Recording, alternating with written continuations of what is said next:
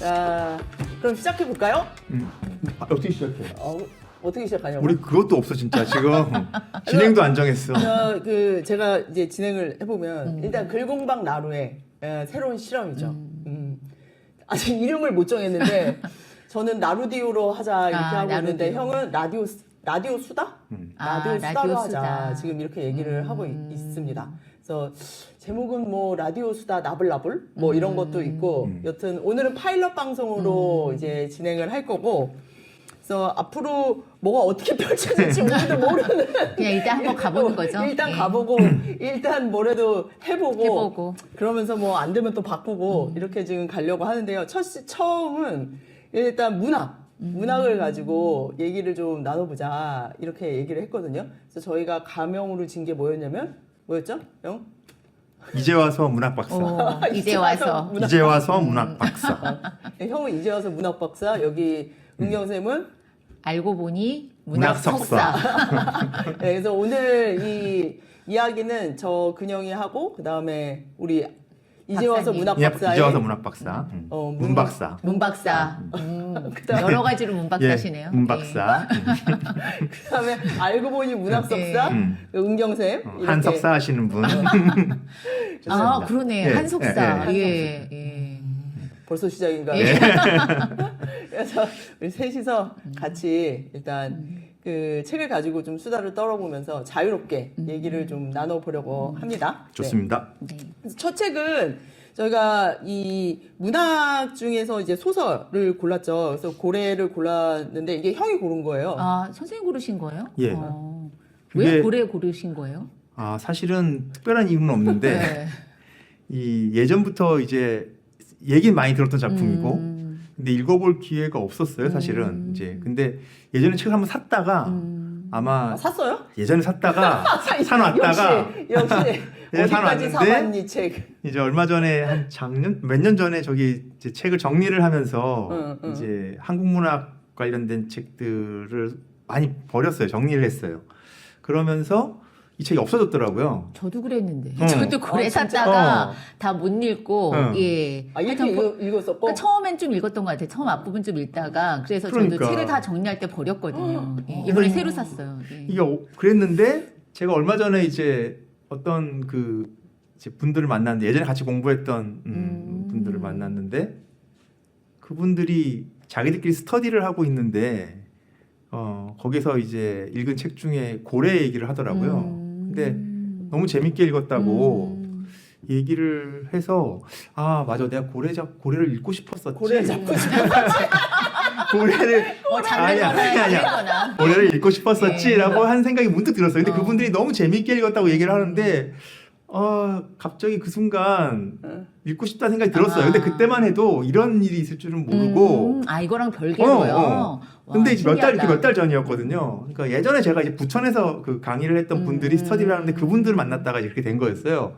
근데 이 희한한 게 왜 그런 경험들 있는지 모르겠는데 무슨 얘기를 하면 유튜브가 맞아요. 뭐 이렇게 맞아요. 알고리즘으로 막 알고리즘으로 막 해주는 나는 거. 그런 일이 없어서 잘 저는 모르겠어요. 종종 그러거든요. 생각지도 얘가 막 않았던 게 엿듣는다 뜨는 이런 거예요. 말도 있고. 예.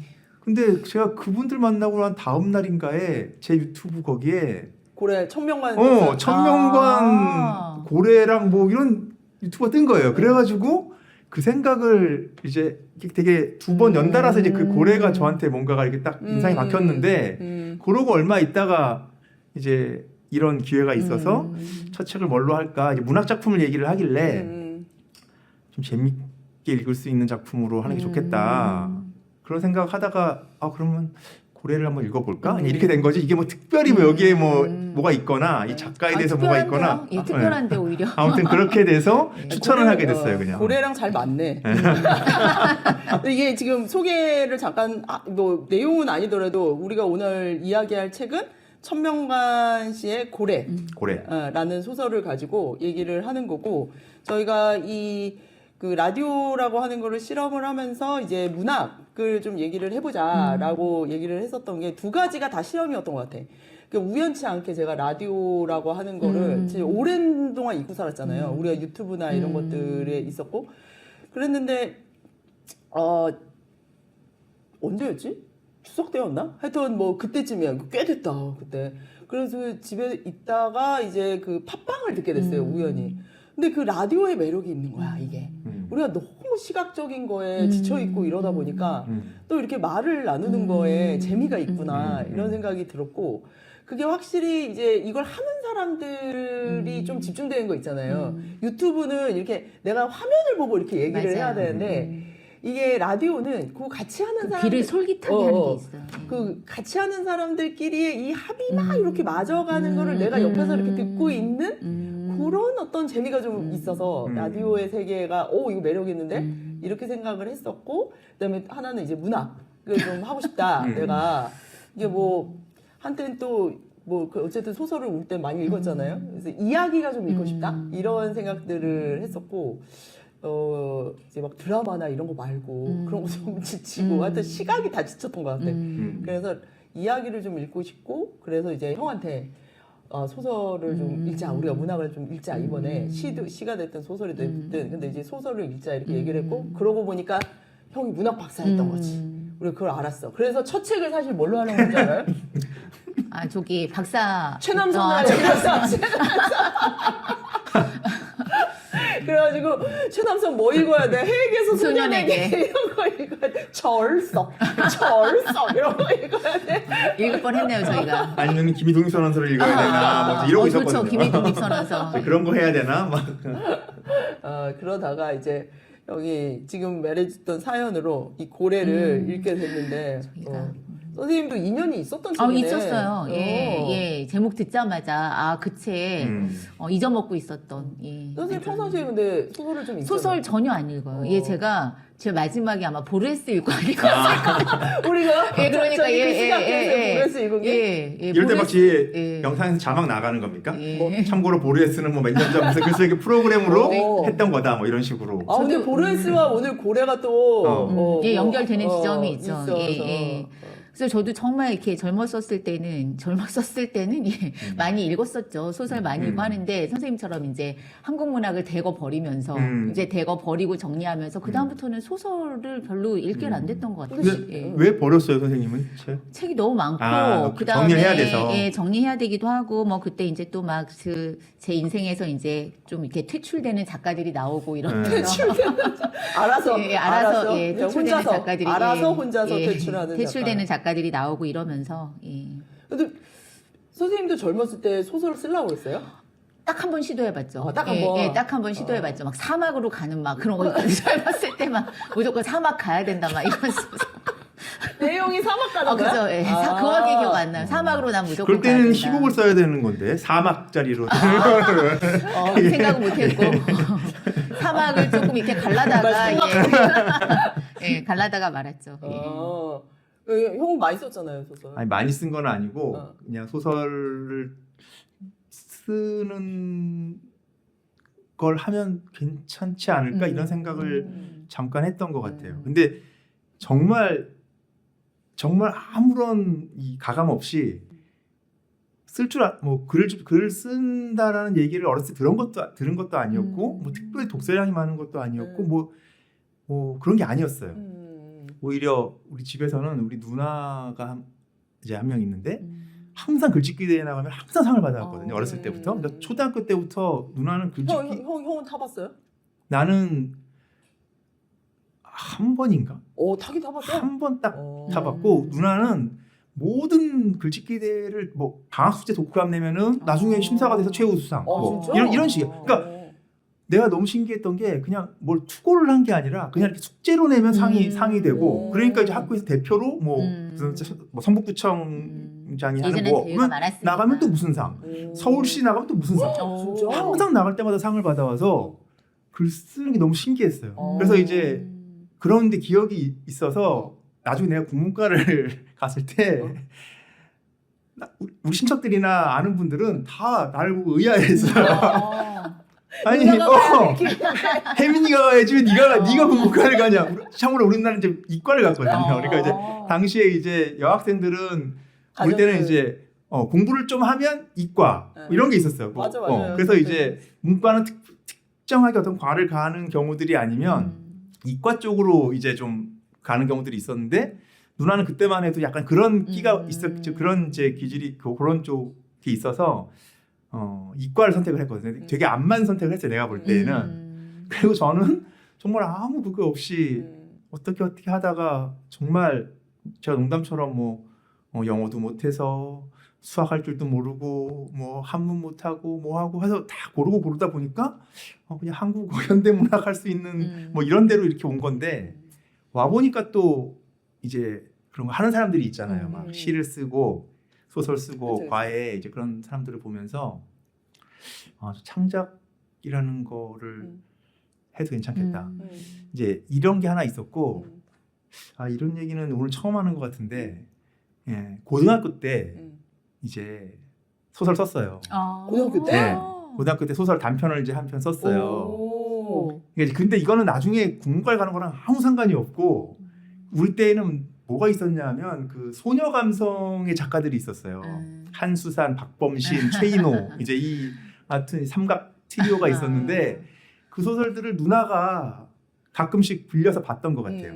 그럼 누나가 빌려온 책들을 이렇게 이제 몰래 훔쳐서 보거든요. 근데 누나가 하는 게 되게 좋아 보였어요 그때는. 그래서 이제 막 봤는데 그게 보면 되게 재밌잖아요. 또 그 대부분 다 애정 소설이거든요.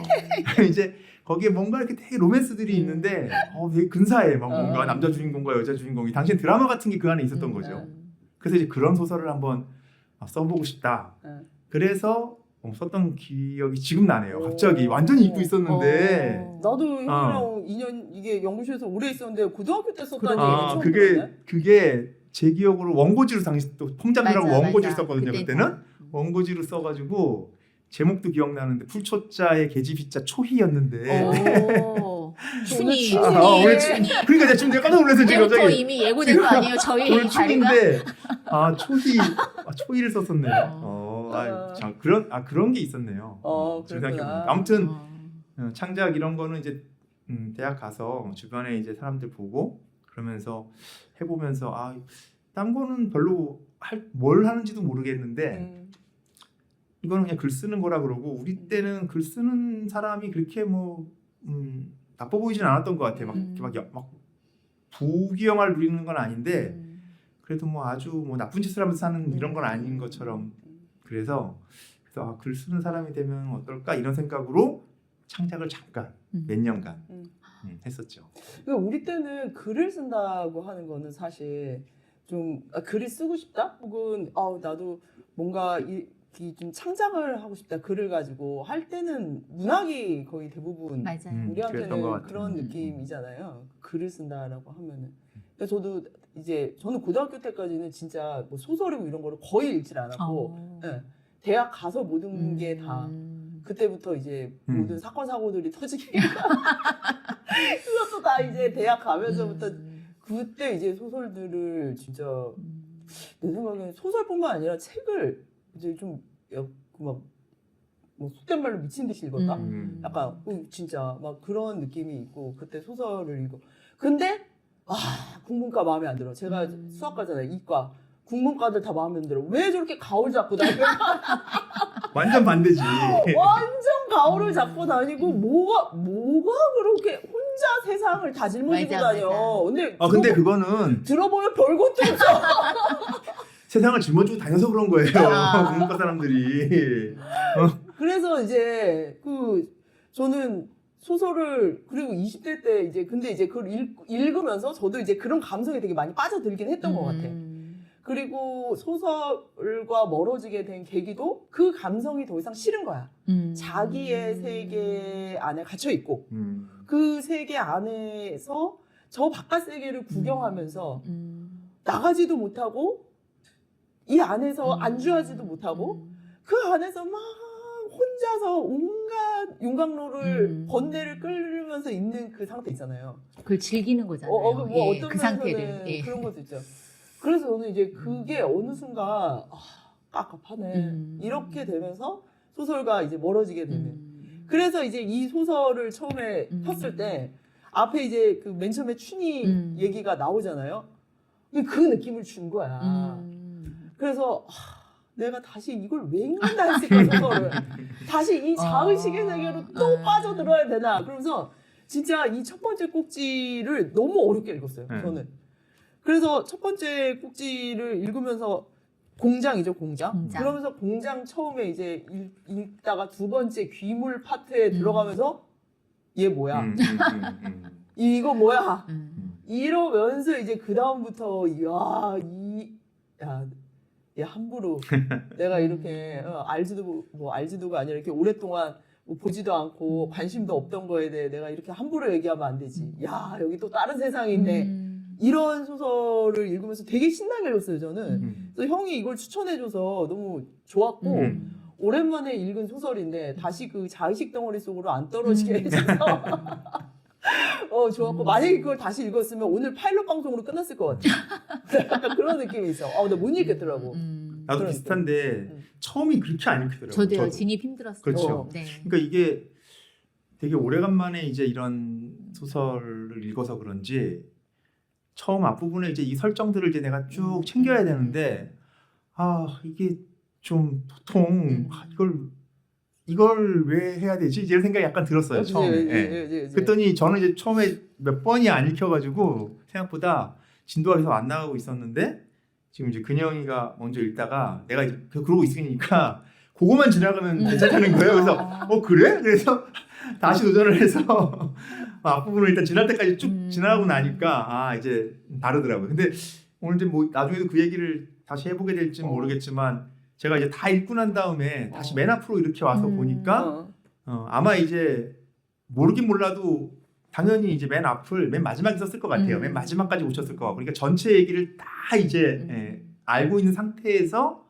이 첫 장면과 그 장치들을 쓰게 될 테니까 그래서 아마 전혀 이 뒤에 나오는 이 어마어마한 얘기들을 모르는 입장에서 그냥 이 얘기를 쭉 볼 때에는 굉장히 수수께끼 같고 어떤 점에서는 되게 요설 같고 막 여러 가지 막 이런 그 여러 가지 이상한 그 장치들이 문장도 너무 만연체고 그러니까 맞아요. 와, 야 글을 이렇게 길게 한 문장을 이렇게 길게 써서 어떻게 읽으라고 막 이러면서 그러니까 알고 보니까 달라지더라고요. 이 쇼츠의 시대에 이 만연체가 근데 뭐지? 다 비슷하네요. 다 처음이라 그랬잖아요. 처음에 진입 힘들었어요. 다들 그랬었던 거. 그러니까 처음이 제일 어렵고 갈수록 훨씬 더 읽기가 근데 이게 뭐 소설이 쉽다거나 이런 문제가 아니라 되게 이제 진짜 흡입력 있게 맞아요. 읽히는 그러니까 작품이 이런 느낌인 것 같아요. 그러니까 그 처음이 어려웠던 게, 그러니까 공간이 열리지도 않고 시간이 흐르지도 않고 오로지 자기의 내면 안에서의 어떤 것들을 막 이렇게 그 안을 헤집으면서 다니는 게 첫 장이잖아요. 그러니까 내가 이게 이제 어려운 거야. 접속하기 어려워요. 그런 세계 이제. 이게 읽다 보면 이게 다 연결이 되어 있는 거죠. 맞아요. 모든 것과 맞아요. 세상과 연결이 되어 있는 장면들인데. 이 앞부분이 딱 거기서 걸렸는데 그 이제 이유를 넘어가면서부터 얼씨구나 절씨구나 신통망통 막 이러면서 이제 읽게 되는 그런 거였죠. 그래서 일단 이게 뭐라고 말해야 돼요? 이게 소설이라고 말을 전 뭐 소설이 뭔지는 잘 모르겠지만 내가 문학박사잖아요. 그러니까 한석사 계시고 더군다나 게임쌤이랑 다 하고 되나? 이거 잘라야 되나? 게임상에서 아니 우리 익명으로 해도 될 것 같아. 익명이야? 누구나 알지만 막 그런 거지 이제. 뭐야? 아무튼간. 그 논문이 그거잖아요. 그 소설과 소설. 소설과 소설 연구죠. 세상에 존재할까봐 어. 두려워. 어딘가에 지금 존재하고 있을까봐 두려워. 그래서 붕도서 한춤 다 나오잖아요. 그래서 어쨌든 그거는 그 소설이란 무엇이냐 이런 거 할 때 아마 그거 논문 쓰실 때 엄청 소설이란 무엇인가 그런 걸 쓰셨을 거 아니야. 웃음이 나오네요.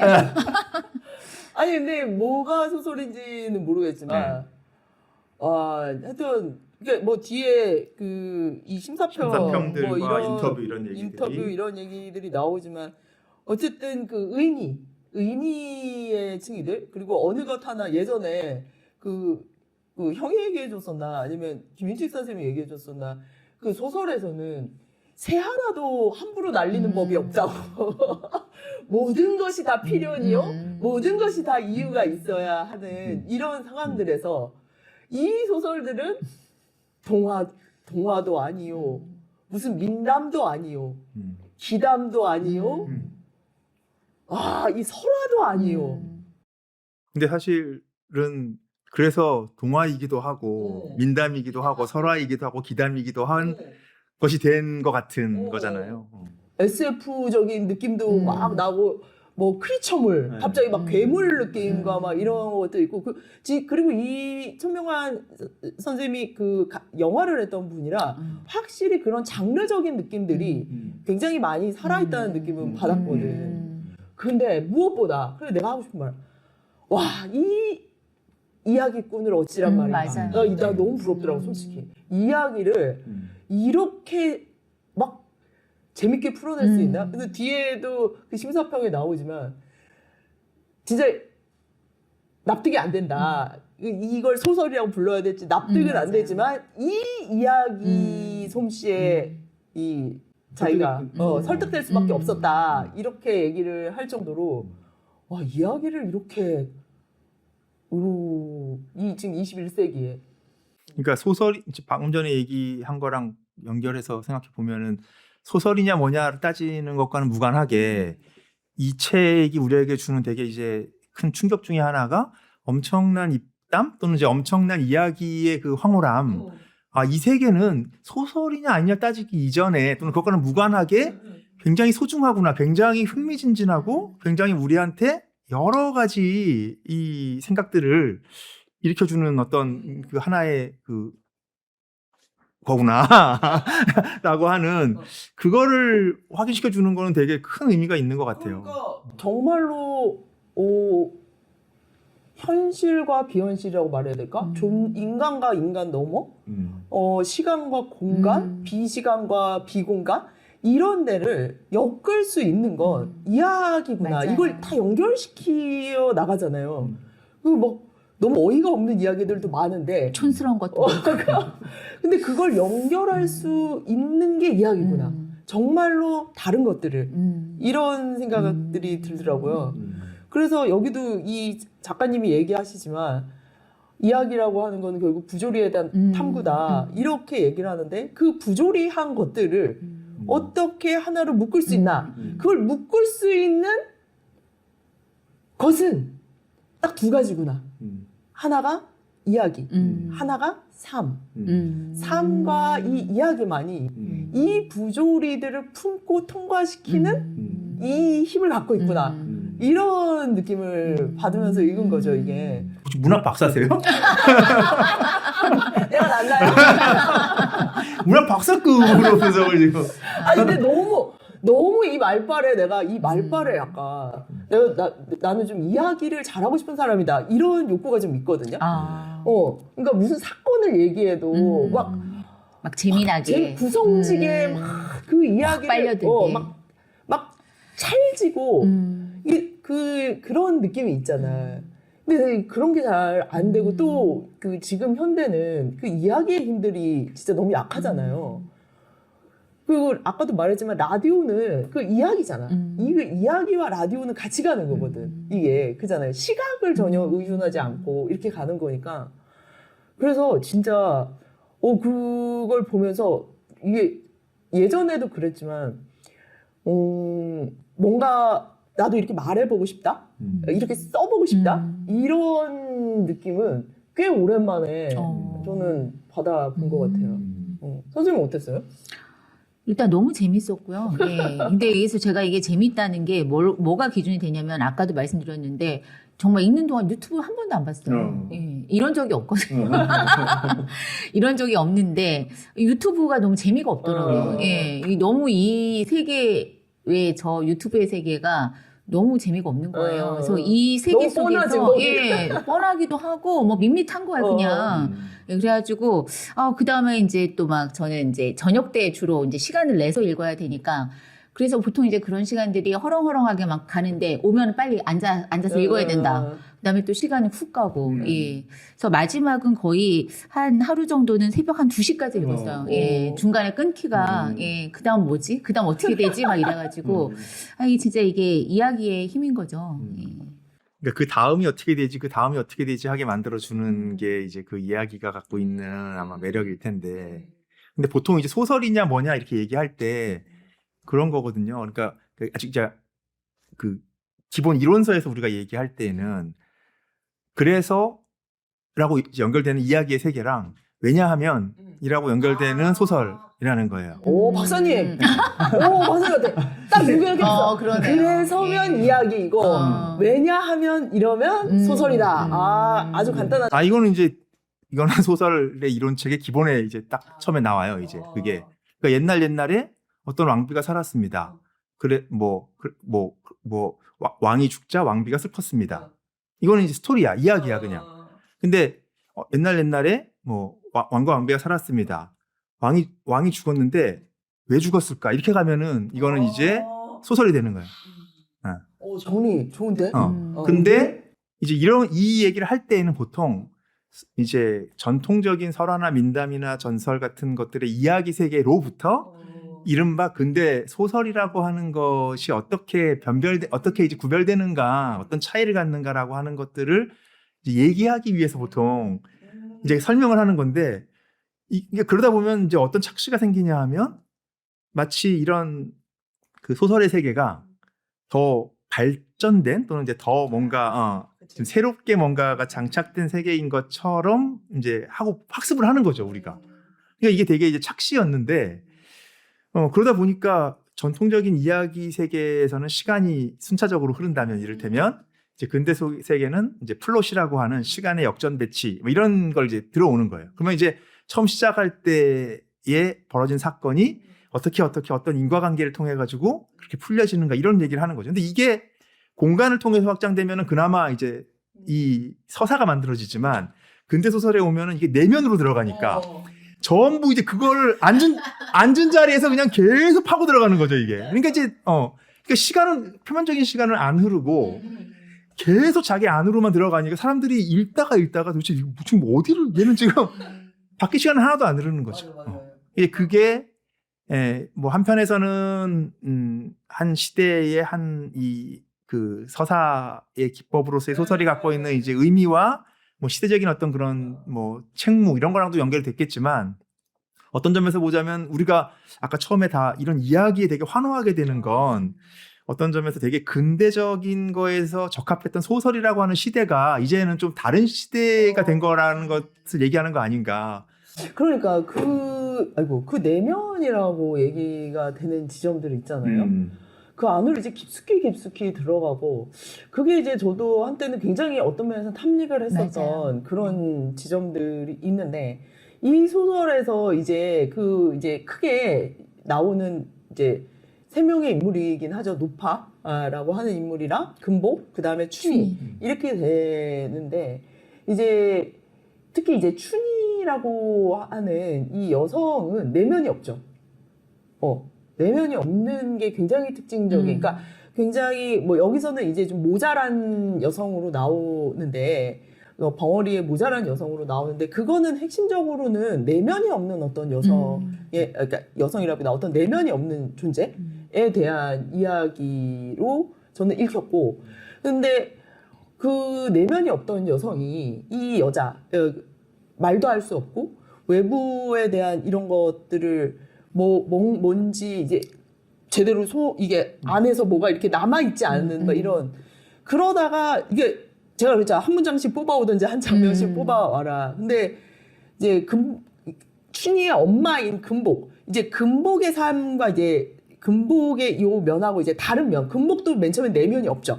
내면이 없이 굴러가다가 이게 이제 기괴하게 이렇게 가게 되는데, 여튼 이제 춘희한테 집중을 해보면, 춘희가 묘한 어떤 내면들이랄까? 내면까지는 아니지만, 그게 이렇게 변화되는 지점이랄까? 그게 생기는 게, 제가 고른 문장은, 그녀는 무서웠다요. 그 교도소에서. 그 엄청난 폭력을 당하면서, 무서워하기 시작하거든요. 그 전까지 춘희가 그게 없다가. 그러면서 이 춘희가 안으로 굽어 들어가고, 그러면서 환상과 판타지와 과거와 그 다음에 상실한다는 게 무엇인지 알게 되고, 이러면서 이제 내면에 무언가가 이렇게 생기게 되는 그런 어떤 변곡점처럼 저는 느껴졌고 이 무서워한다는 것 그런 면에서 금복이 갖고 있었던 두려움 있잖아요. 죽음에 대한 두려움. 그러니까 이 두려움과 또 다른 느낌이지만 이 무서움이라고 하는 거 세상에 대해서 내가 이제 두렵고 무섭고 이런 느낌들과 내가 내면의 어떤 발생?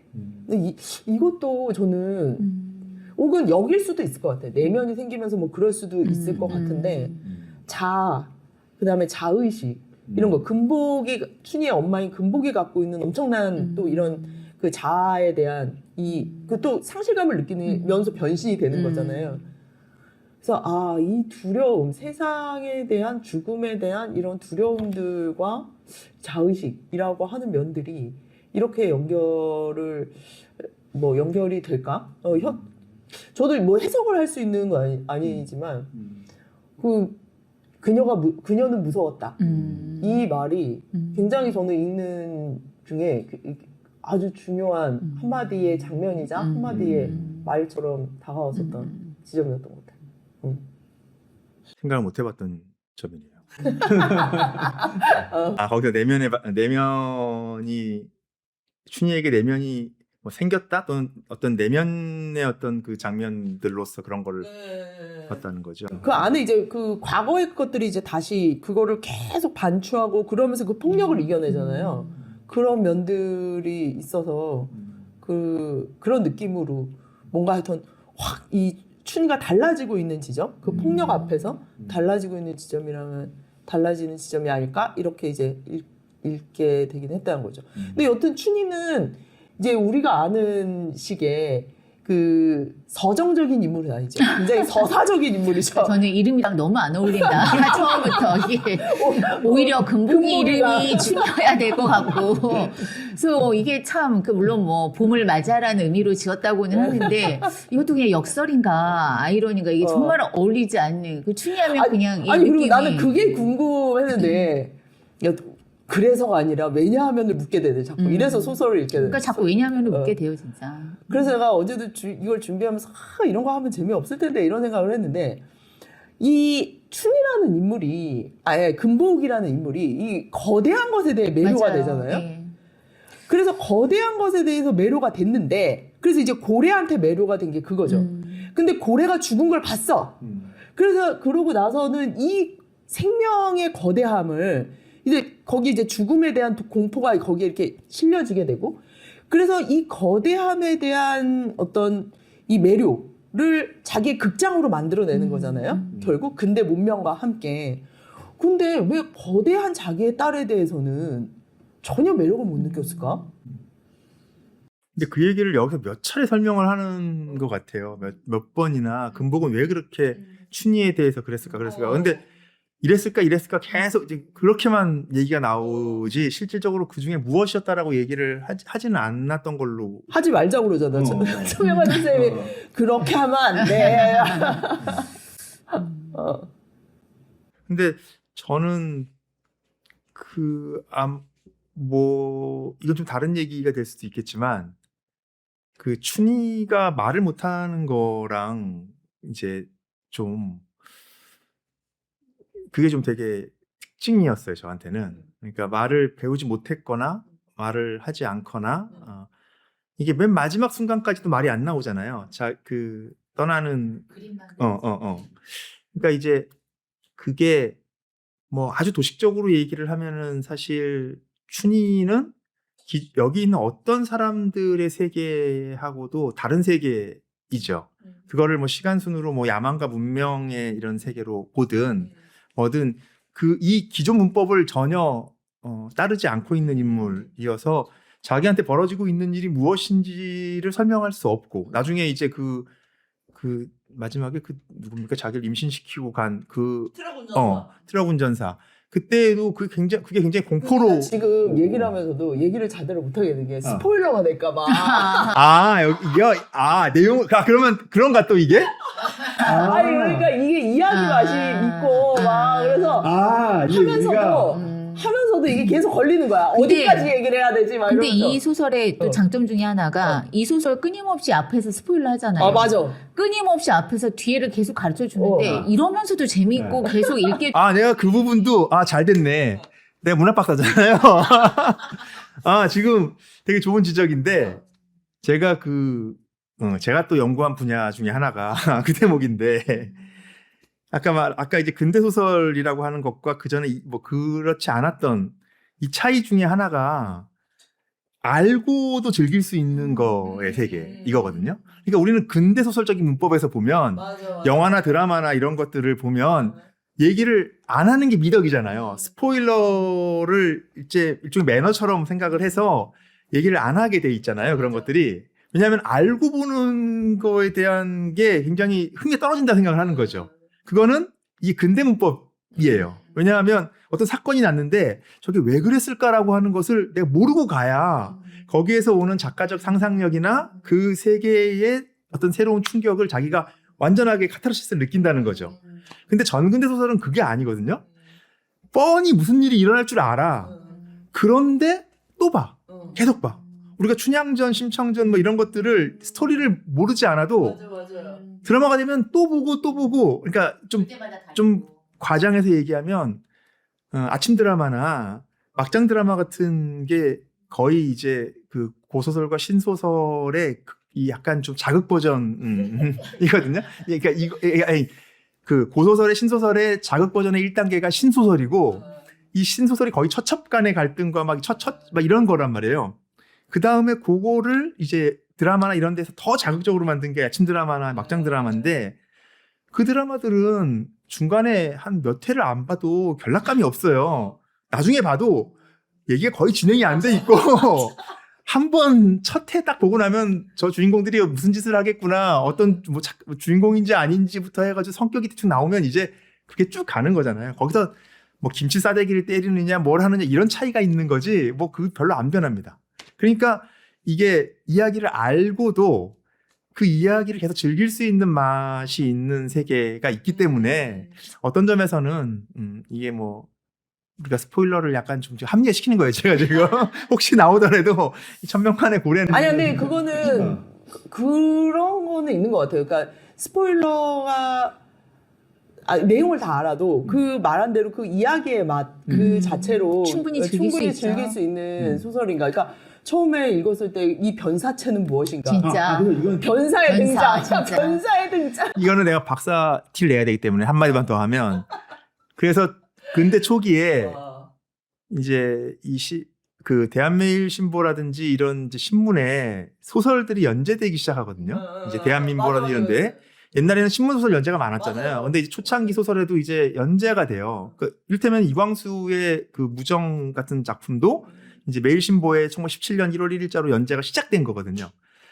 근데 이제 이 소설들이 나올 때에 뭐가 하냐면 신극 운동이 있어. 연극 이제 그 운동들이 일어나요. 우리나라에서 이제 그래서 그 이전에 그 뭐 기생과 뭐 이런 사람들 중심으로 했던 이 세계와 신극을 하는 사람들이 또 결합하면서 새로운 이제 무대가 만들어지기도 하고 연극단체가 만들어지기도 하고 아예 신극 운동을 하는 사람들이 만들어지는데 문제는 시나리오가 없는 거예요. 그럼 어떻게 되냐 하면 신문 연재된 작품들이 이제 무대로 올라가는 거죠. 그러면은 사람들이 신문을 통해 가지고 어떤 스토리를 알았잖아요. 근데 이게 무대로 올라가. 근데 엄청 열광을 해서 가는 거죠. 왜? 매체가 다른 거야, 일단. 그러니까 줄거리를 알아도 그걸 즐기는 데에는 아무 문제가 없어. 처음엔 이거예요. 근데 그 다음에 재밌는 게 뭐냐면 신문에 그 연극을 하는 사람들이 광고를 내는 거예요. 이번에 어디에서 무슨 연극이 올라가는데 이 내용은 하면서 스포를 다 해, 거기다가. 그러니까 무슨 말이냐면 연재됐던 게 올라가기도 하지만 연재가 일본 그러니까 요새 영화 예고편하고 다르게 전체 얘기를 전체 다 해줘. 미리. 그래서 그게 어떻게 나오냐면 일본에 있는 어떤 작품을 번안해가지고 연재 중이야. 근데 연재는 1부만 끝났어 지금. 2부가 곧 연재될 건데 연극은 2부까지 나와. 그래서 이제 무슨 내용을 해. 그러면서 거기에 포인트까지 나와. 이번에 뭐 맨막에 어디에서 무대 뭐가 되게 뭐 하이라이트라는 식으로. 그러니까 처음에 볼 때는 이 자료를 보면서 이게 뭐지?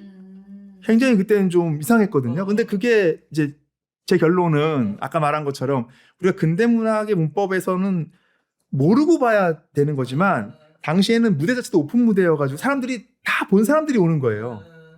줄거리 다 지적하고 막 중간중간에 뭐 그게 아니지 뭐 이런 게 같이 있는 일종의 판소리 무대에서 뭐가 이루어지는 것 같은, 그러니까 그 세계의 서사와 이야기를 즐기는 방식과 이런 것들이 있다는 거죠. 근데 우리한테는 너무 이제 근대적인 이 매너와 그걸 소비하는 방식이 되게 바른 것처럼 또는 그것이 맞는 것처럼 돼 있는 것도 좀 있어요. 그리고 그게 이제 저희가 어떤 스토리를 알면 재미가 없다라는 게 사실은 결론을 알고자 하는 거잖아요. 맞아요. 예, 내가 결론을 알면 재미가 없다라는 건 그 안에 과정은 보지 않겠다는 맞아요. 의미이기 때문에 그러니까 사실은 결론은 그거지만 과정은 무수히 많이 다를 텐데 예. 그러니까 그렇게 하면 어쨌든 디테일을 예, 보게 되는 그런 부분도 있는 것 같아요. 근데 이제 이 소설이 처음에 아주 앞에 공장이 끝나고 이제 이 힘든 기간이 지나고 귀물이 시작이 되면서 딱 그 엉덩방아를 찢는 데서 이야기 되면서 이렇게 되잖아요. 이야기는 이렇게 시작된다. 그 옛날 평대의 골짜기를 스쳐가던 바람처럼 가볍게 우연히 엉덩방아를 찐 사건으로부터 이제 그 다음부터 이제 저희 읽으면서 나중에 이걸 어쩌려고 그러지? 이게 나중에 이제 금복이 남자가 되는 순간 이거를 어쩌려고 그러지? 이제 거기까지 갈 줄은 몰랐는데 저도 그 이거는 좀 부분은 그러니까 거기서는 저도 약간 이거를 졌다 이거는. 거기까지 가나 아마. 그러니까 그 장면도 그 금복이 그 수련을 만나고 거기에서 자기의 젊음과 그 상실감을 느끼면서 이제 그거를 남성이 됨으로써 그걸 소유하려고 그러는 거잖아요. 같은 여성으로서 그걸 소유할 수는 없으니까 내가 잃어버린 여성성을 내가 남성이 됨으로써 그걸 어떻게 소유할 것인가 뭐 이런 것도 있을 것 같고, 아니면 이제 근대화의 상징이죠. 예, 내가 말한 금복이. 그러니까 이 근대화의 상징 속에서 그래서 결국 이제 여성이라고 하는 것이 그 여성성이 이제 남성성으로 변해가는 그런 것일 수도 있고. 그게 아마 가장 컸던 것 같아요. 금복이가 상징하는 게 이제 점점 사실은 뭐 좋게 말하면 문명화일 텐데 그게 남성의 세계라고 하는 거죠, 사실은. 그러니까 더 이상 여성의 세계로는 그 세계의 그 장벽들과 이런 것들을 헤쳐나갈 수가 없다. 이건 뭐 물론 금복은 무기력하게 나오는 건 아니지만 자연스럽게 그 세계는 그러한 걸 요구하거나 그런 세계로서 펼쳐져야 되는 것인 거죠. 그렇게 되는 그렇게 거죠. 갈 수밖에 없는 그런 상황이 거죠. 되는 거죠. 그러니까 결국 그 이제 문명 앞에서 이제 근대화와 함께 결국 고래가 아니라 극장을 만들게 되고 자신이 여성이라고 하는 어떻게 보면은 나오기도 하지만 그런 영적인 느낌이 있었잖아요. 금복은 막 10월이 되면 절대 맞아요. 생선을 넣지 마세요. 막 이런 영적인 기운이 있다가 이제 그 영적 맞아요. 기운을 다 잃게 되는 극장과 함께 남성으로 돌아가게 그 극장이 되는. 가장 최첨단의 사실은 그쵸, 어떤 그쵸. 그 문명적인 그러니까 고래를 그러니까. 흉내내. 맞아. 고래는 극장이 되고 코끼리는 박제가 되고 맞아요. 예. 그런 식으로 되는. 그래서 그런 면에서 이제 금복이 가지고 있는 그 집의 그 뭐라 그러지 상징성 이게 이제 극명하게 드러나는 게 남자가 될 때. 야, 내가 진짜 다 그랬죠. 다 여기까지 갈 줄은 몰랐다. 근데 거기서 생각해 보면 아까 이제 춘희와 금복이의 관계 같은 거에서 금복의 입장에서는 사실 여성에서 남성이라고 하는 이게 변화이기는 하지만 분명한 성적 차이가 있는 거에서 경계를 넘어가는 거잖아요. 근데 춘희는 그게 없잖아요. 여자애이지만 여자애 같지가 않고 되게 무성적이거든요. 성별로서는 여성이지만 사실 여성적이라고 할 게 전혀 안 보이지는 거. 근데 또 뒤에 무슨 말이 나오냐면 그 교도소 가가지고 엄청나게 이제 많이 그 폭력을 당하고 그때 춘희에게는 그게 되게 야만 세계거든요. 그렇지. 근데 밖에서는 춘희가 야만이 야만이에요. 되는 거지. 그러니까 이 세계가 춘희에게 사실은 그 구별이 굉장히 없다고 해야 될까? 그러니까 그게 저한테는 되게 대비되는 세계였어요. 금복이하고. 그러니까 이게 뭐 개인적인 무슨 뭐 자신들의 서사와 이런 것 안에서의 애증 관계 같은 것들도 있지만 아마 이제 상징하는 세계 자체가 굉장히 그쵸, 다른 그쵸. 다른 세계인 거죠. 달라요. 춘희가 가지고 있는 네. 이 세계는. 그래서 그 끝까지 근데 춘희는 그 세계를 사실은 뭐 유지했다고 해야 될까? 그 세계를 대표하는 그쵸. 하나의 이 인물로서 그죠. 존재. 그리고 맨 마지막에 저는 그게 되게 인상적이었어요. 그래서 뭐 안녕 코끼리? 아니요. 맨 마지막에 있잖아요. 코끼리 안녕. 그리고 또 뭐 벽돌을 구웠다. 그리고 또 벽돌을 한 구웠다. 페이지에 한 줄만 나와 있는. 그러니까 그게 이제 이야기라고 하는 게 이야기는 계속된다. 그런 거죠. 그러니까 이 소설이라고 하는 건 굉장히 아무리 커도 완결된 세계 안에 있어야 되는 거고 이야기는 끝이 없는 세계인 거죠. 그러니까 이어지는 세계인 거죠. 그러니까 그 많은 여백들 안에 그 한 문장, 그 수많은 여백들이 있는 거예요. 또 넘어오는데 또 이 많은 여백이 있고 또 이거는 계속 이어진다는 거구나. 그냥 그녀는 계속 지금도 어디선가 벽돌을 굽고 있을지도 모르겠구나라는 착각이 들 정도로 여기는 다 환생하고 노파 그러니까. 어디서 갑자기 나타나고. 백년의 고독이라니까. 맞아. 완전 백년의 고독이었어요. 저는 이거 나 완전. 노파 살아날 때 이거 뭐야? 백년의 걱정이 고독이야. 딸도 아닌데 춘희는 거의 걱정이에요. 그냥 후정이. 곰들이 그래요. 곰. 맞아. 곰이 그 교배를 하고 겨울잠을 잘 때 그거를 이제 수정이 된 상태에서 이거를 새끼로 낳을 건지 말 건지가 겨울잠 때 결정이 나요. 그때 그걸 자기가 결정해요. 몸이. 신기하죠?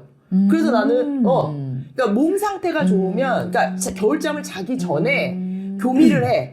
그리고 이제 그 안에 이 수정 준비가 돼 있어. 근데 겨울잠을 자는 동안 상태가 좋아. 그러면 걔네가 이제 분할을 해서 새끼가 돼서 나. 근데 수정은 됐지만 몸 상태가 안 좋아. 그럼 그냥 흘려버리든지 그냥 끝나든지 뭐 이런 일이 벌어지는 거야. 그래서 나는 이제 그 금복이 나중에 애를 낳았을 때 곰인가? 곰인가? 그 세계로 하면 또 말이 되는 그 그 세계로 그러니까 그런 게 아예 없는 건 아니라는 거야. 수정이 된 채 가지고 있다가 내가 어떤 인연 조건이 왔을 때 그게 이게 그 세상에 나올 수 있을 때. 나도 그 부분 되게 이상했거든. 이 걱정이. 그러니까 저도 뭐라고 이게 해서. 그래서 이게 걱정이의 딸이어야 되는데 이게 갑자기 왜 이렇게 시간이 흘러버리나 시간이 이게 이러면 되게- 안 되는데 이게 이거 어떡하나. 이게 맞나? 근데 이게 그런 거야. 그런 거. 공복이야 그러면. 곰이 아닌가 곰이. 그래서 저는 그 곰 얘기를 알고 있기 때문에 이게 여러 가지 인연 조건 이해서 수정이 돼 있던 것들도 가능하네요. 하나의 생명으로 이제 그때부터 태어나는 것이 되는 이런. 만약 그런 거라면은 그런 차원에서 그냥 이야기의 차원에서도 금복이는 춘희를 가까이 하기는 어려웠을 것 같은데 걱정이와의 그 인연이랑 마지막에 헤어지는 거랑 그런 걸 생각하면 예. 그렇죠. 예, 가까이 하기 좀 어려운 당신. 그런가? 걱정이에 대한 이 환치? 그렇죠. 예. 그 지점도 저는 재밌었는데 이게 이제 노파의 복수잖아요. 맞아요. 사실은. 노파의 복수. 근데 노파의 복수가 어떻게 끝나는가? 복수가 무엇인지 모르는 춘희를 통해서 끝난다는 거죠. 그 지점이 그랬는데 그 엄청난 폭력과 고통, 그 다음에 그 상처. 지금 이 작가가 얘기하는 건 춘희는 그 고통이 내가 어떤 이유 때문에 그런지 연결시킬 수 없었다. 이런 얘기가 나오거든요. 그래서 그냥 고통을 자기가 온전히 안고 그거를 겪고 가는 거 말고는 이거를 누군가에게 대신 이렇게 떠밀 수가 없는 거죠. 그러니까 문명에 대한 얘기들을 하면서도 계속 그 얘기가 나오잖아요. 아무리 밥을 먹어도 배고팠고, 그 헛헛함과 공허함 속에서 사람들은 계속 커피를 마시고 술을 먹고 소비가 늘어났다. 뭐 이렇게 말하니까 너무 좀 싼 말 같은데 얘기는 되게 재밌게 나와 있었죠. 어쨌든 환치를 한다는 거죠. 그리고 이제 그 장면이 뭐였냐? 춘희의 얘기가 나온 그 장면이 그 판사 얘기랑 같이 나온 거야. 근데 그 여판사가 뭐였어요? 자기가 갖고 있는 남편에 대한 맞아요. 상처를 자기가 재판하는 사람들한테 이거를 다 푸는 거잖아. 이런 식으로 환치를 계속 하는 거지. 그러니까 다른 사람들은 다 그래. 금목도 환치를 하고 나머지 사람들도 자기가 갖고 있는 고통과 이 슬픔과 상실감을 다른 걸로 대신하려고 한다고. 근데 춘희만 그걸 온전하게. 춘희만 온전히 그거를 할 줄 아예 모르는 인물로 나오는 거야. 이 연결을. 이 연결이 안 돼. 이 세계가. 복수가 뭔지조차도 몰라. 내가 왜 트럭 운전사 때문에 내가 왜 이 꼴로 살아야 돼? 이런 걸 안 한다는 거지. 그러니까 여기에 부조리에 대한 생각이 있는 것 같아요. 부조리라는 게 뭐냐? 조리 있지 않다는 거야. 그러니까 우리가 다 이렇게 말한 거잖아. 나 착하게 사는데 왜 나한테 이런 일이 벌어져? 우리 이렇게 얘기하잖아요. 이게 부조리인 거야. 근데 춘희는 그런 생각을 춘희는 다 조리네요. 춘희는 다 조리라면 조리야. 오히려. 어쨌든 부조리는 없으니까. 부조리가 없어. 그렇게 볼 수도 비조리인가? 있겠네. 근데 저는 그 부분을 지금 해석은 되게 잘 들었고 좋고. 근데 마지막에 노파의 복수가 끝나는 그 대목에서 저는 그 노파가 굉장히 늙어 있었다 그랬나? 아무튼 뭐 그런 식으로 묘사가 됐던 것 같아요. 마지막 장면에 두부를 할 때 굉장히 피곤해 보이는 노파였거든요. 그러니까 그 이전에는 복수를 하면서도 생생하게 웃고 있고 막 이렇게 약간 이런 거였는데, 근데 저는 그거를 그렇게 봤거든요. 그게 복수가 끝나는 장면이었다고 작가가 쓸 때, 그게 이제 춘희가 사실은 그 복수에 자기의 그 복수가 춘희에게 가버렸잖아요. 그쵸. 그러니까 금복이나 이런 사람들이나 뭐 그 욕망과 탐욕에 있는 사람들이 불타서 극장에서 이제 자기가 문을 잠그고 해서 강호까지는 그렇다 쳐도 춘희가 그거에 대한 죄를 다 안고 15년인가를 살게 됐잖아요. 그러니까 지금 말한 것처럼 아무런 그런 거에 대한 원망조차나 이유도 따져볼 줄 모르는 사람한테 그 복수, 자기 복수의 그 허망함이라고 해야 될까? 자기 복수가 조리대로 되지 않는 것에 대한 허망함. 복수조차 부조리야. 그러니까. 복수의 부조리야. 그러니까 좀 약간 그것 때문에 굉장히 마지막에 이 노파도 고통스러웠구나. 맞아. 그게 노파가 그 전까지는 계속 나올 때마다 그러네. 굉장히 의기양양했던 사람이 춘희한테는 차마 너무 미안하다는 말은 좀 그렇지만 너무 이상한 일이 벌어진 거죠. 자기가 생각할 때에도 말이 안 되는 일이 이 아이한테 간 거니까. 그 부조리가 또, 그러니까 그 부조리하면 약간 또 저희한테 약간 부정적인 이미지가 있는데, 저는 그 장면도 되게 인상적이었거든요. 춘희의 고통을 끊어준 사람이 간호사잖아요. 그 교도소 안에. 맞아. 그래서 춘희를 맨날 죽이겠다고 하고, 그 사람이 결국은 그 무당벌레 철가면을 어쨌든 끝냈는데, 그 이유가 다른 게 아니라 내가 너를 죽였다 이렇게 제가 너를 죽일까봐. 그러니까 세상이 이렇게도 그냥 이렇게 살 수도 있고 이렇게 구해질 수도 있고, 진짜 이거를 그러니까.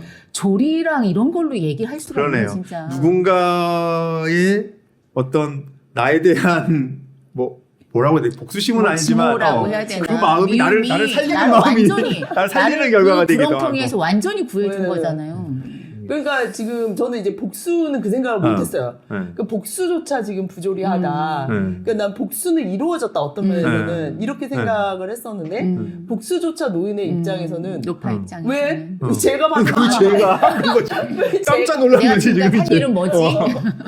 그러니까 세상에 끊임없는 부조리들이 있는 거잖아요. 그러니까 착한 사람, 우리가 말한 대로 왜 착한 사람이 저렇게 힘들게 살지? 왜 나쁜 사람들은 저러고 사는 거야?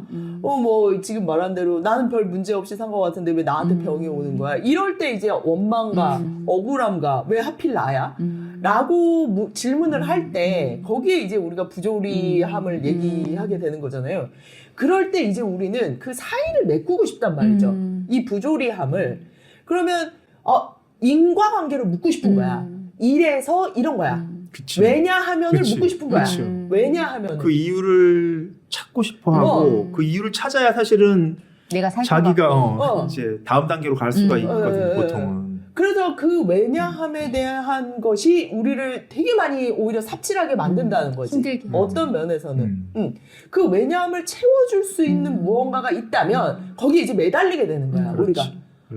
나 그렇게 잘못 산 것 같지 않은데 왜 나 이렇게 고독하게 혼자서 늙어가야 돼? 그럴 때 누군가 나타나서 그런 얘기를 해준다는 거야. 당신은 하나님이 예비하신 소금입니다. 이 한마디에 내가 그거를 이제 그 탐사 보도 이런 데서 본 거야. 그 할머니가 완전히 그 한마디에 왜 하필 내가 이러고 살아야 되라는 한마디에 그 사이에 그 사이비가 들어간 거야. 완전히 거기에 빠져버리는 거지. 그 사이를 메꿔주게 될 때 오히려. 사이를 메꿔줘서 사입. 그렇지. 그 사이를 메꿔줘서 사입이에요. 그렇죠. 그런데 사이를 메꿔주는 거야. 그 부조리함의 사이를 어떻게 메꿔줄 수 있을까? 이렇게 되는 거야. 그러니까 부조리함을 부조리함 그대로 두지 못하는 어. 거죠. 근데 이 되게 책- 우리 오늘 되게 좋은 얘기하는 거 같아요. 근데 이 작가는 부조리한 건 부조리한 대로 내버려 두자는 거야. 음. 그래서 내가 대체 이게 뭘까? 이것은 무엇의 법칙이었다. 이 표현 있잖아. 우리 다 모든 내가 보기에 거의 내가 보기에 90% 이상이야. 처음에 읽기 시작하잖아. 우리처럼 다 밑줄 그을걸. 세상의 법칙은 몇 번 나오지? 중력의 법칙은 몇 어느 번 순간 나오지? 포기했어. 그렇죠. 나도 그랬어. 어느 순간 포기. 그 말이야. 그 사이를 그냥 나는 이걸로 메꿔준 게 아닐까? 이게 중력의 법칙이야? 그러면 사이비가 들어올 자리가 없다는 거야. 이게 세상의 법칙이야. 맞아요. 차라리 음. 차라리 그게 그 믿음이 우리를 구원할지니 이분이 하시는 말처럼 그런 게 저는 그 아닐까. 법칙이 막 이렇게 쌓이는 게 거기 그 교도사의 청산가리가 하는 말 중에 그냥 우리가 죽어가는 거 그냥 먼지처럼 쌓이는 거다. 그냥 그 법칙들이 그냥 쌓여서 그냥 삶이 그냥 이루어지고. 그래서 저는 그 부조리를 우리가 이제 지금 우리식으로 표현하면 그 사이비의 법칙에 빠져들지 않기 위해서 이 부조리 그대로 그래서로 어떻게 연결할 것인가. 그래서로. 왜냐하면이 아니라 그 사이를 어떻게 하면 그래서로 연결할 수 있을 것인가. 이거에 대한 것이. 그래서 춘희는 벽돌을 계속 만든 거죠. 그래서 벽돌을 만든 거죠. 왜냐하면 벽돌을 만든 게 아니라 그래서 벽돌을 계속 벽돌을 그냥 그래서 사는 거야. 맞아요. 그래서 살았고 그래서 실제로. 사는 거지. 왜 살아야 되는지가 아니라 그래서 그 다음 사는 거고 그래서 이야기는 계속되는 거고 이렇게 되는 거죠. 좀 여담이 될 수도 있지만 지금 이제 이 얘기랑 관련해서 사실 뒤에 이제 심사위원들의 심사평이랑 뒤에 그 인터뷰. 유보선 선생 인터뷰랑 뭐 이런 것들이 있는데 그걸 좀 보다가 되게 좀 이게 되게 예전에 봤으면 다른 생각이었을지 모르겠는데 이번에 보니까 좀 이상한 거예요 이게. 그러니까 어떤 느낌이었냐면 그러니까 자기들 이분들이 들으실 리는 없겠지만 이 전문가들이 자신들의 전문성에 포획되지 않는 것들에 대해서 이걸 불안. 이걸 내가 인정해 줘야 돼 말아야 돼라고 하는 이제 이런 느낌인 건데 인정하지 않기에는 찜찜한데 인정하자니까 또 찜찜해. 인정하자니까 이유가 필요한데 이유는 모르겠어. 지금 이런 거잖아요. 그러니까 이게 소설 속의 춘희 같은 거지. 그랬나 봐요. 그러니까 저는 그 대목들이 이번에 보면서 되게 이렇게까지 다 일치단결해가지고 사람들이 다 이 문제를 꼭 짚고 그러니까 다른 이 소설의 미덕과 장점을 얘기하면서도 꼭 그 말을 한마디씩 붙여가지고 얘도 내가 이걸 뽑아도 되는지 모르겠지만이라는 단서같이 달면서 붙이는 게 그게 약간 좀 기이하게 느껴졌고 이 소설 안에서도 그 약장수가 나중에 이제 신문 세탁해가지고 여기서 A 살롱에 A 카페에서 들은 얘기 B 카페 가서 하고 B 카페에서 C에서 막 하잖아. 이렇게 딱 하다가 한번 실수하잖아. 실수해가지고 이제 그 싸늘한 지식인들의 그 또 거기에. 근데 그때 하는 말이 뭐냐 하면 이보시오들 이제 심판은 그만두고 링 위에 한번 올라가 보는 게 어떻겠어 이렇게 얘기하거든요. 근데 이게 딱 그 지식인들의 관전평하는 지식인들에 대한 그 현직 그 선수들의 태도일 거거든요. 그러니까 작가들이 평론가들한테 맨날 그렇게 평하는 거 니네 한번 써봐 이런 거 얘기할 때 그래서 뭐 평론가 폄훼하는 건 아니지만 이게 평론이라 어떤 이런 문학 이론이라고 하는 건 사실 작품들 위에서 어쨌든 간에 만들어지는 구축되는 어떤 이론들이기 때문에 새로운 작품이 나온다라고 하는 게 어떤 점에서 보자면 내가 가지고 있는 이론을 키워줘야 되는 것에 대한 당연한 전제여야지 내 이론의 잣대에서 맞춰지지 않는 것 앞에서 자꾸 내 이론을 전제로 놓고 자꾸 이렇게 막 작품을 보려고 하는 거 이런 게 좀 약간 이번에 희한했어요. 그러니까 근데 우리도 사실은 그거를 뭐라고 말해야 되지? 이렇게 분명하게 이렇게 이론이다 이렇게 말을 할 수는 없지만 우리 안에 그렇겠죠. 정리되지 않은 이론들이 있잖아. 음. 이론이라고 부를 수 없지만 어떤 정리된 생각의 틀들이 있고 그 생각의 틀을 넘어서게 그쵸. 될 때마다 어떤, 느끼는 그쵸. 불안감들. 그거를 근데 미리 알고 넘어가게 될 때 생각되는 두려움들이 있잖아요. 이게. 그래서 저는 어떤 면에서는 이제 그게 밖으로 표출이 되고, 이렇게 이제 문자화 되니까 드러나는 면들이 더 강하게 느껴지는 게 있지 않나 이런 생각도 드는데, 저는 그거하고 좀 다르게, 재밌지 않나? 왜 이렇게 그냥 재밌다는 얘기가 이렇게 어려울까? 그래서 저는 그게 좀 그랬던 것 같아요.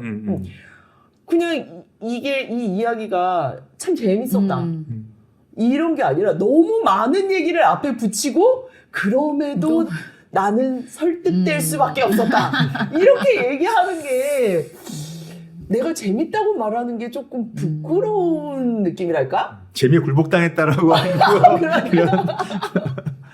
그런 건 너무 이론적이지 않아서. 그러니까 약간 예. 좀 그러니까 아까 처음에 나왔던 얘기처럼 뭔가 의미화시키는 거에서 좀 부족하다고 느끼고 또는 의미화가 잘 안 되는 부분에서 되게 좀 망설이는 이걸 내가 딱 의미화시킬 수 있으면 되게 포획이 되는 거니까 좋은 거고 뭔가 의미화가 잘 안 돼 이럴 때에 그 앞에서 다른 이유로 이거를 좋다고 커밍아웃 하는 게 그쵸, 약간 그쵸. 좀 저어되는 측면이 있었던 게 아닐까 싶기도 하고 근데 모르겠어요. 현직에서 다들 막 굉장한 분들이어가지고 그분들이 다 그런 식으로 평을 하고 얘기를 했다는 게 되게 신기했달까? 근데 저는 개인적으로는 이제 이 소설을 보면서 이게 이미 나온 지 꽤 오래된 소설인데 이 소설 이전에 이미 중남미 소설들이 많이 있었잖아요.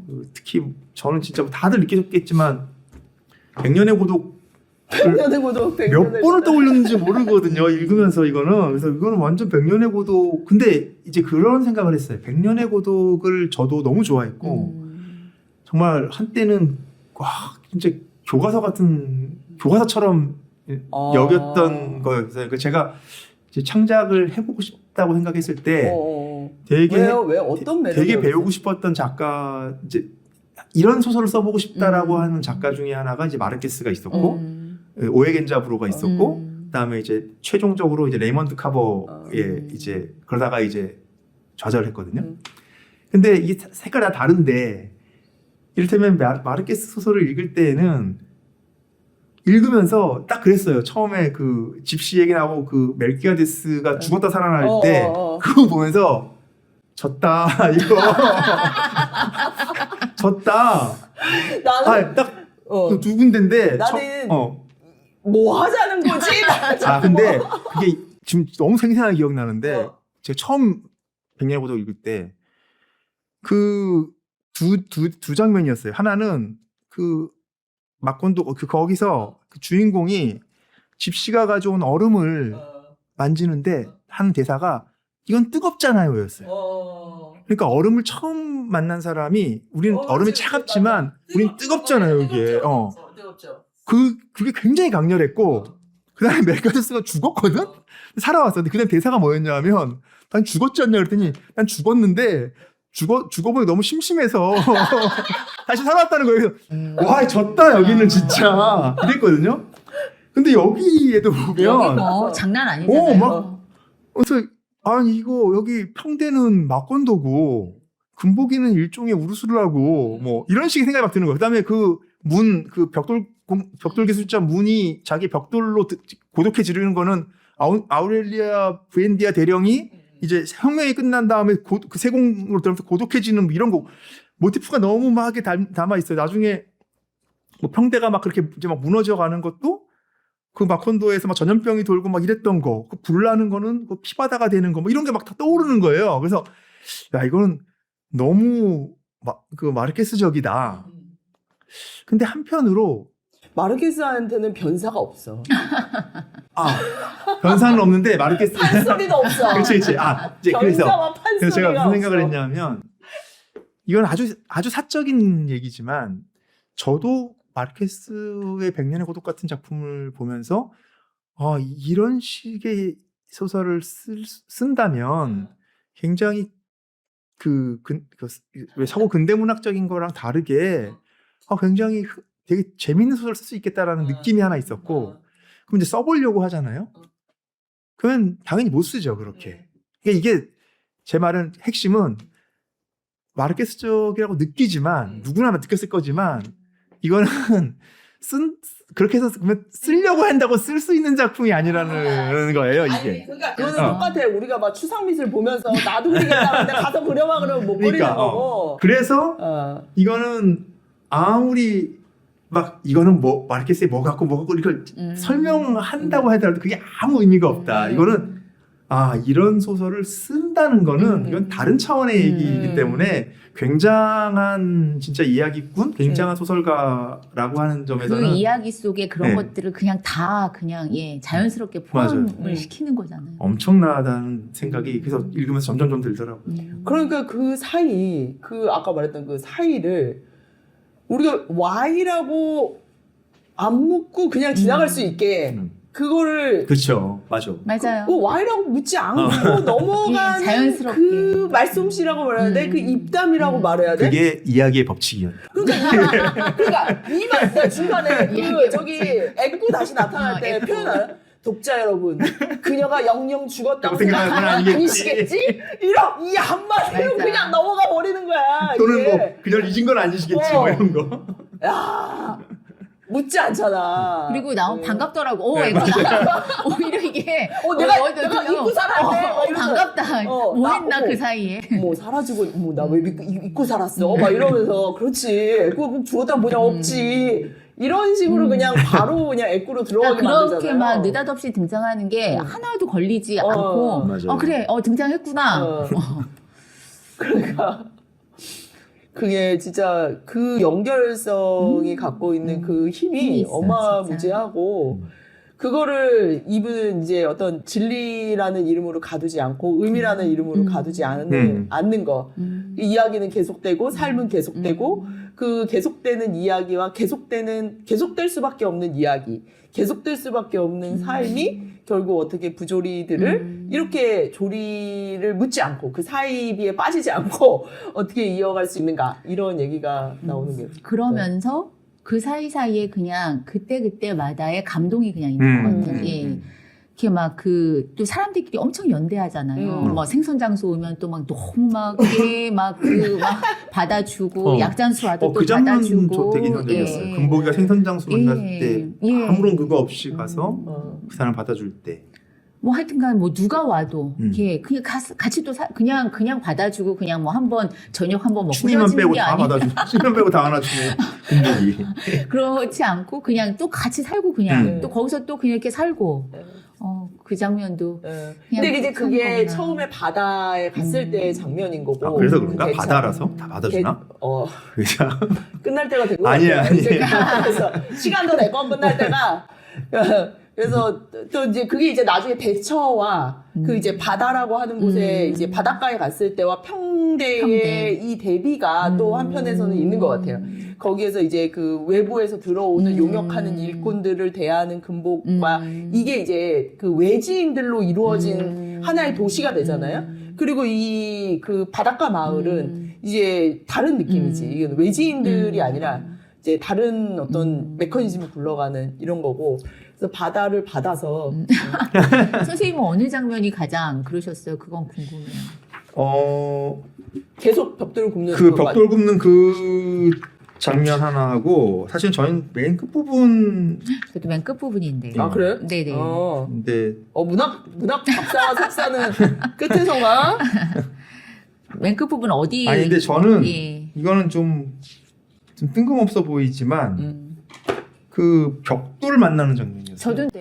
그랬어요? 저 400 이쪽에. 예, 맞아요. 장의 벽돌 저 네. 거기에요. 예. 여기 저 여기서 약간 오열할 뻔했는데. 거기서 예. 뭔가 확 올라. 오열을 한번 했어야 되는데 이게 카페에서 읽던 도중이어가지고 너무 아깝다. 이거 지금 집에서 혼자 읽었어야 되는데. 이 장면이 굉장히 혼자 오롯이 만나고 싶은 장면. 압도적인 저도 너무 느낌이 압도적이었는데. 저도 그 장면은 감동적이었어요. 네. 그래서 이제 근데 처음에는 이게 무슨 말인가 했어. 이렇게까지 근데 뒤에 설명이 다시 나오잖아요. 이제 벽돌을 그러니까 아무튼 되게 이 장면이 난 바로 왔는데. 저도 아. 바로 아, 이거 그랬어요? 춘희가 그 많은 아니 시간들이- 춘희가 예, 했다는 예. 생각은 했는데 제가 네.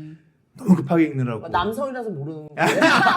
아 그랬구나. 음. 아무튼 그 장면이 제일 장면. 아 똑같은 장면 보네. 네네네. 야 이게 봤지?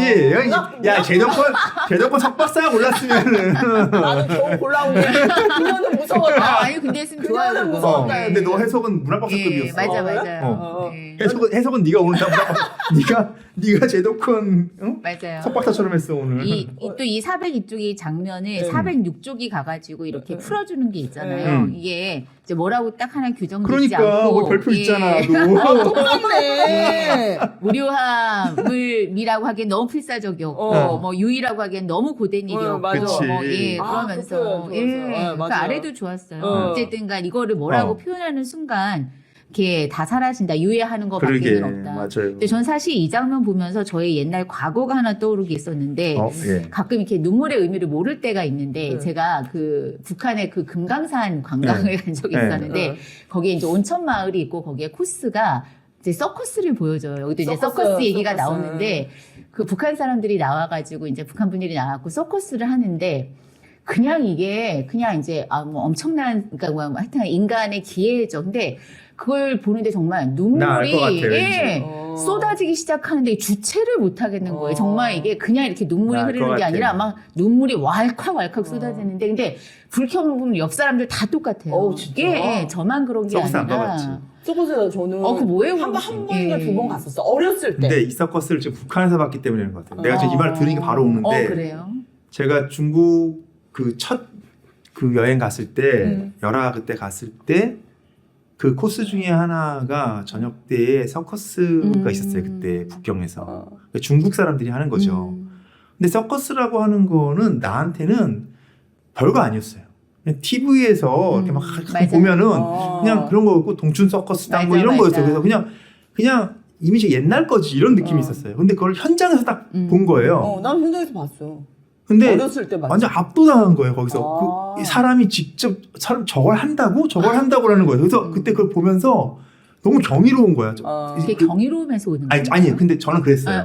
그래서 그 서커스라고 하는 장르 자체에 대한 굉장한 이 존경심이 막 들었어.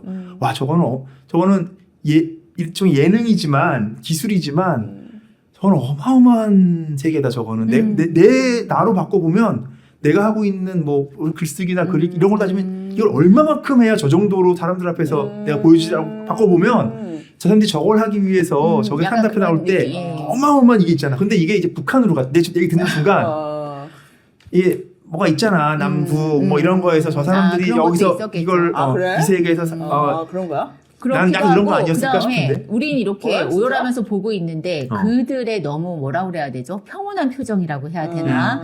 그냥 이렇게 웃으면서 이 일이 아무렇지도 않은 일인 것처럼. 그래서 제가 이게 춘희가 그 벽돌 정말 이게 수백만 장 이게 인간이 할 수 있는 일이라고 사실 거기다 그 혼자서 거기에서 평생을 그렇게 해왔었던 일이라고 생각을 그냥은 못 하잖아요. 예. 그 보는 순간 이게 오버랩이 되더라고요. 그래서 이럴 때 나오는 눈물이나 이 감동의 의미는 또 뭐지 이게 또. 근데 이게 우리가 이제 마지막으로 가야 되는데 지금 계속 얘기가 나와서 그러니까 이게 문이 벽돌을 굽는 거 거긴 장인 정신이 있잖아. 문에 그러니까 지금 두 분이 얘기하신 거는 문에 가까운 것 같아. 문이 어떻게 그 벽돌에 대해서 갖고 있는 그 열정과 애착과 이런 게 있잖아. 네. 그 문. 춘희랑은 좀 다르죠. 그쵸. 예. 춘희한테는 아무런 어떻게 보면 스스로가 뭔지 어떤 의도?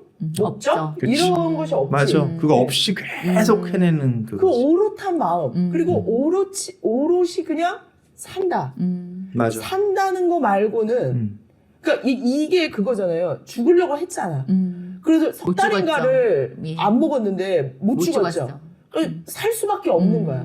그럼 산다면 내가 할 수 있는 일은 벽돌을 굽는 거 말고 없어. 거기 아무 의미가 없어. 춘희한테 거기에서 산다는 건 벽돌을 굽는다는 것과 같은 거야. 그냥.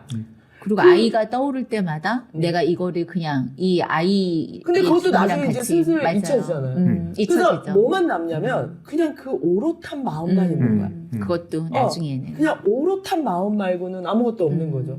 그게 수백만 장의 벽돌이 그렇죠. 된 거죠. 그런 느낌이었어, 저는. 여기 그 표현이 좋다고 말하는 것도 너무 필사적인데 유의라고 하기엔 너무 고된 일이고 그림 때문이라고 하기에는 지나치게 반복적이고 그림 나오잖아 그림. 그래서 그러니까 그거랑은 또 다른 단계의 그쵸. 뭔가 이렇게 겹치는 부분이 있긴 하지만 약간 좀 다르지 않을까라는 생각이 어쨌든 그 들어서. 장면 정말 너무 그래서 여기서 그 나오는 아까 농담처럼 얘기도 했지만 그 금복이가 이제 완전히 근대인이 되고 나서 했던 한마디의 얘기 그거였죠. 작고 누추한 것은 부끄러운 것이지. 그러면서 이제 막 거대한 빌딩 같은 거를 세우려고 하는 게 뭔가 이제 우리의 오늘날의 남성적인 것이 추구하는 게 무엇인가? 혹은 이제 근대 자본이 추구하는 것이 무엇인가? 혹은 권력이 추구하는 게 뭔가? 뭐 이런 느낌들. 작고 누추한 것들을 부끄럽게 생각하는 거. 이거에서 자유로운 춘희가 있는 이거. 그런 면들이 이제 이 소설의 그 금복과 춘희를 대비시켜주는 장면인 것 같고. 여튼 이제 마지막 이제 한마디씩 하면 한마디씩으로 마무리할까요? 뭘 한마디 할까요? 제가, 그러게요. 저는 일단, 이야기꾼이다. 이야기꾼이다. 아까도 말한 대로, 이렇게 이야기꾼이 돼보고 싶고, 두 번째 의미는, 여기에서 나온 표현이었는데, 이 얘기를 하고 싶었어.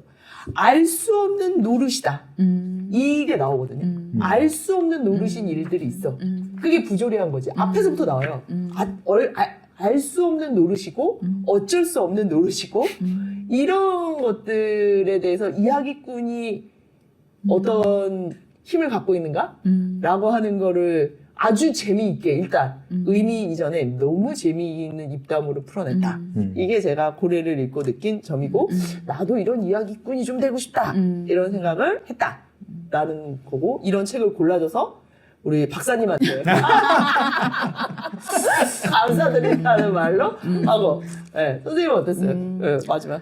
저도 완전히 잊혀지고 있던 고래뿐만이 아니라 저는 소설을 일단 다시 만난 기분이고요. 진짜 이제 와서 소설을 다시 만난 기분이고 그 다음에 이 고래라는 이 소설 이 제목 자체가 가지고 있는 이 큰 것, 그 다음에 이 큰 것이 가지고 있는 그 단순함, 그 단순함이 가지고 있는 또 삶의 동력이 있다라는 생각이 들어서 단순함. 내 삶도 한번 그런 방향으로 다시 한번 좀 생각해 보고 싶다. 단순해지기. 정말 재미있게 읽었습니다. 저도 뭐 비슷한 얘기일 것 같은데 그냥 재미가 의미였던 것 같아요. 그냥 이게 뭔가 꼭 의미를 먼저 찾는 이런 세계라고 하는 것이 저도 그러니까 최근에는 계속 우리는 그래왔던 것 의미가 있어야 움직이잖아요. 그러니까요. 그죠. 그게 무슨 의미야? 이렇게 자꾸 묻는데 그거에 대한 질문을 그러니까 그게 무슨 의미냐라고 질문하는 그 질문을 다시 물어봐야 의미가 무슨 되겠구나. 의미야? 의미가 그러니까, 무슨 의미야? 오늘 저는 하나 건졌어요. 그래서와 그래서. 왜냐하면의 차이. 박사님 감사합니다. 역시 부럽습니다. 역시 아무튼 이게 방송으로 나갈진 모르겠지만 재밌게 덕분에 수다를 떨었네요 우리가. 네, 그러면 오늘의 이 파일럿 수다 오늘 여기서 마무리하고 다음에는 또 뭘 읽을지 모르겠지만 일단 여기서 끝내는 거로 하겠습니다. 예. 감사합니다. 감사합니다.